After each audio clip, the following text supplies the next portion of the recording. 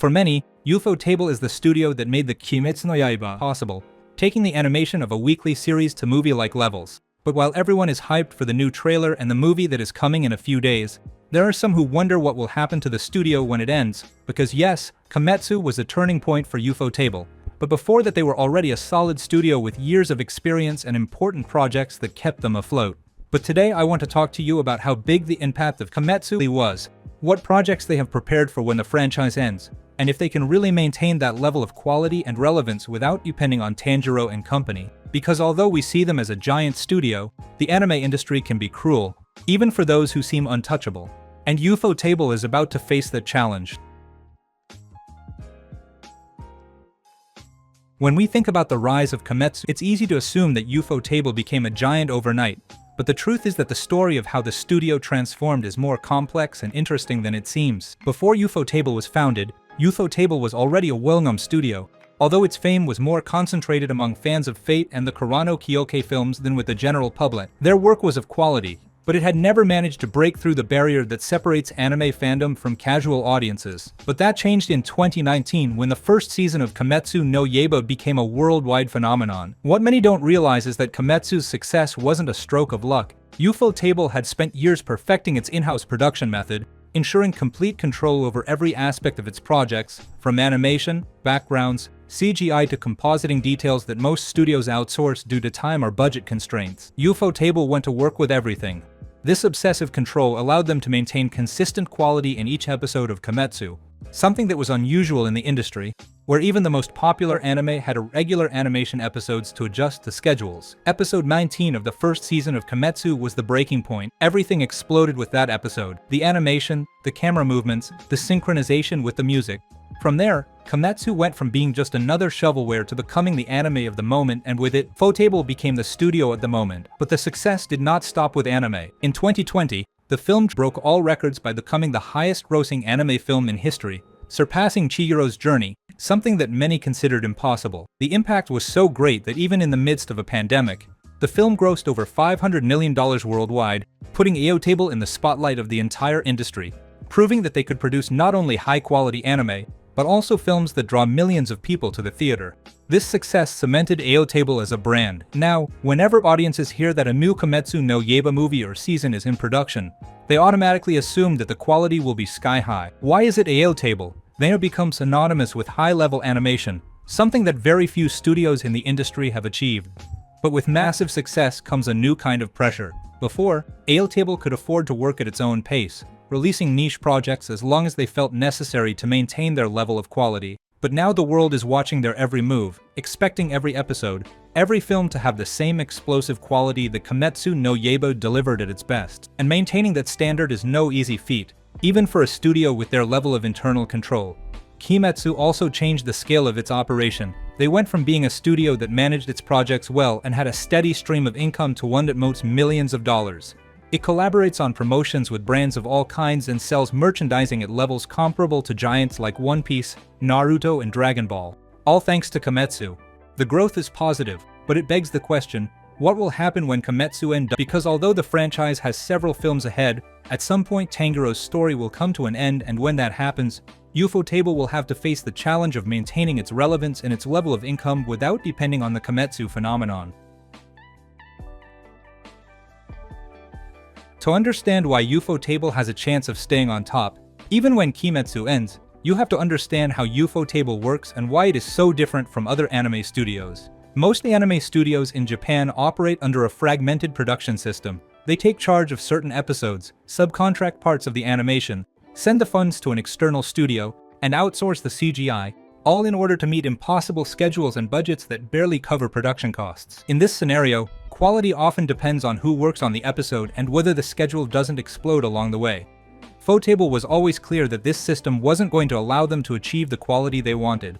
Since its founding in 2000 by Hikaru Kondo, the studio's goal was to have the greatest possible control over every aspect of its productions, handling the animation, backgrounds, CGI, compositing, and every stage of the project in-house, even creating its own cafes and cinemas to better manage the viewer experience and diversify its revenue. This not only allowed them to maintain high-quality standards, but also to form teams that truly share a creative vision, where the departments worked together from the beginning of each project. But this production philosophy didn't just happen. Hikaru Kondo, before founding Ufotable, had worked in video games, at TMS, and at media production companies, realizing that creative control and teamwork were essential to achieving quality products that did not depend on a single person or external star animators. His idea was clear.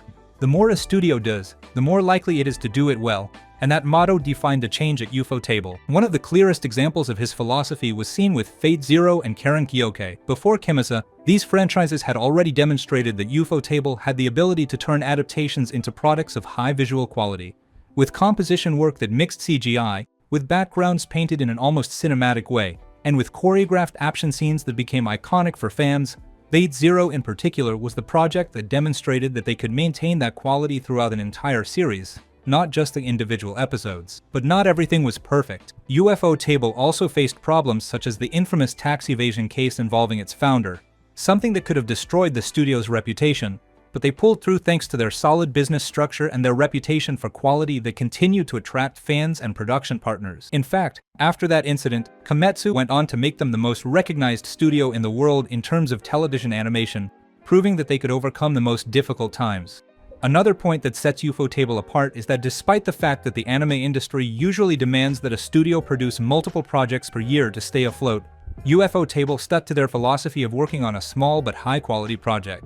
They prefer to take their time, prepare each stage of production well, and make sure that the final result meets standards rather than overload their schedule and end up with inconsistent animation. This means that when the studio releases something, audiences trust that at least visually it will be a top-notch experience.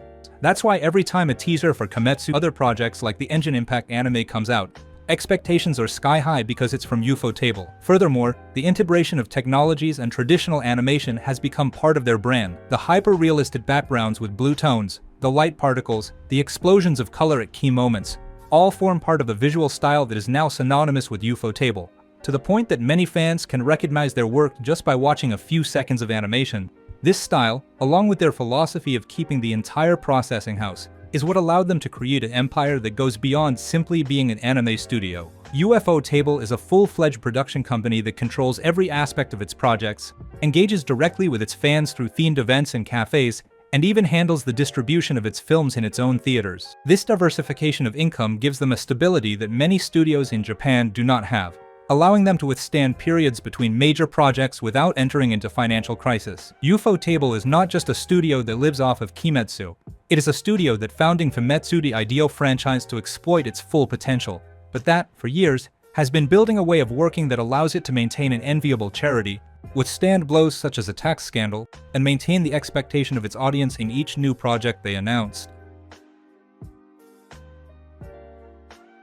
Now let's talk about the most important thing. What does Ufotable have in store for the future when Kimetsu ends? Because although it may seem that all its success depends on this franchise, the reality is that they have other projects in the pipeline that, although they are not guaranteed to have the same global impact, show that Ufotable is not standing still and is preparing the ground to remain relevant in the industry. First, the most obvious one, Kimetsu is not over yet.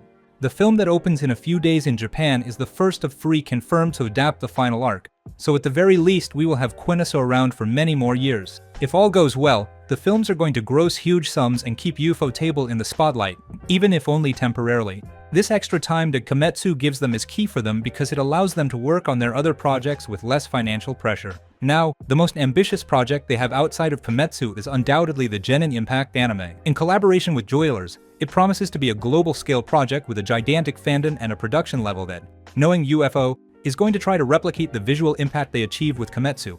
They're going to go all out. Genshin is a living franchise with millions of active players and a community willing to consume content of all kinds. If the anime manages to capture the atmosphere of the game, there's no doubt that it could become a new pillar for the studio. We don't have a release date yet, but there's hype that it could be their next big hit if all goes well.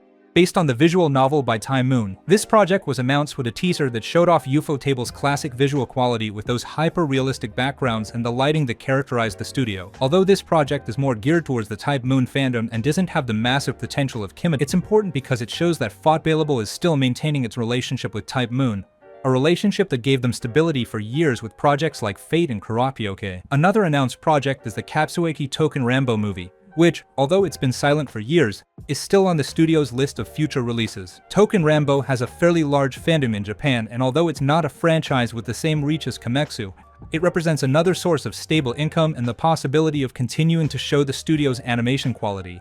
And then we have a project that was announced more than a decade ago and that many consider cancelled or at best in eternal limbo.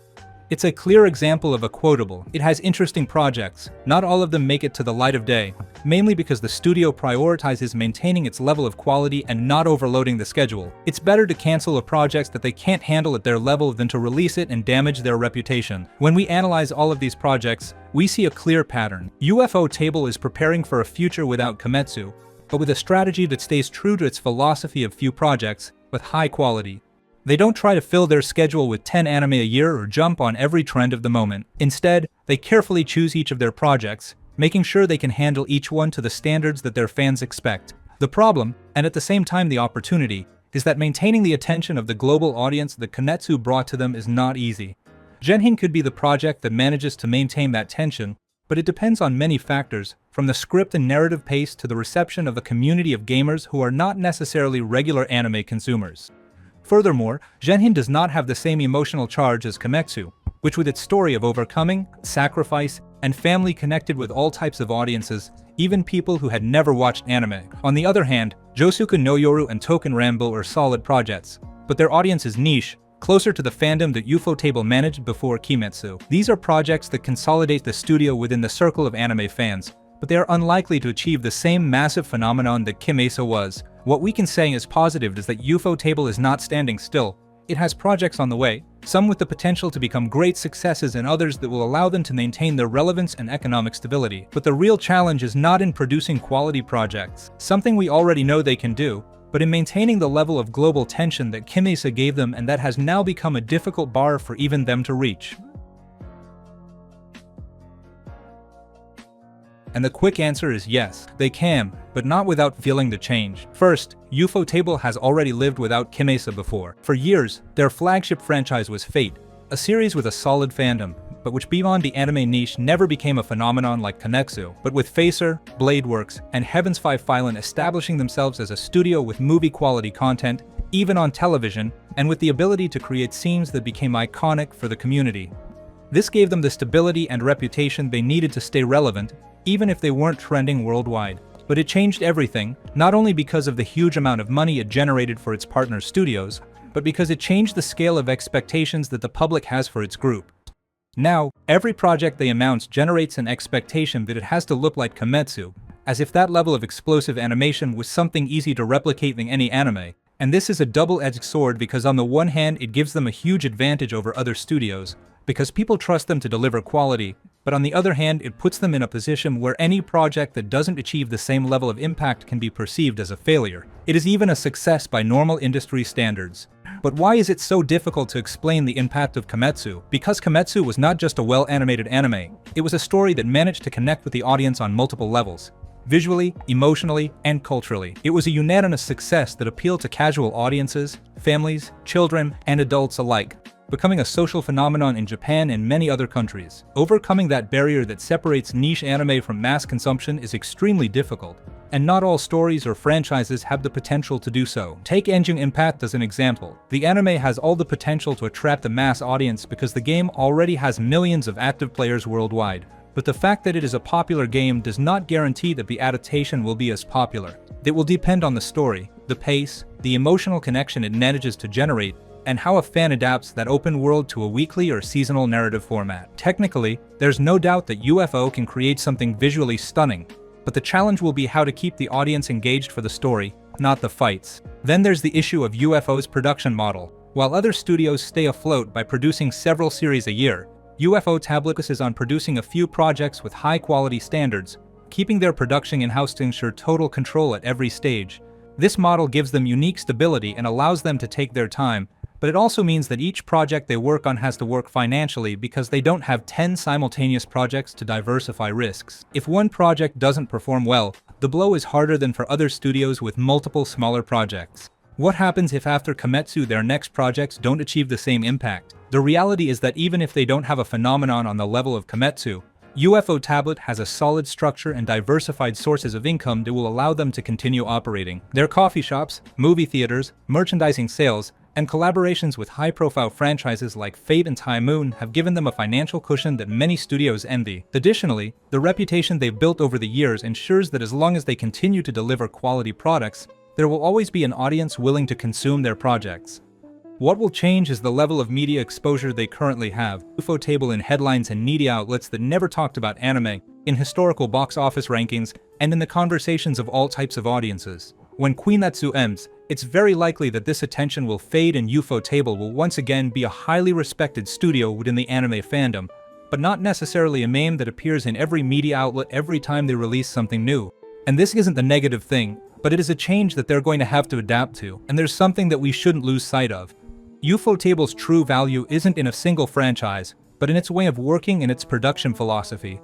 They demonstrated that they can adapt to different types of stories and franchises, while maintaining a visual quality that became their personal hallmark. Kimetsu no Yaiba was the project that allowed them to fully exploit their potential. It is not the only one that they can handle with this level of care. Genshin Impact under its Yoru and other future projects are going to prove whether they can maintain this level of quality and retain the attention of their audience without depending on Tanjiro.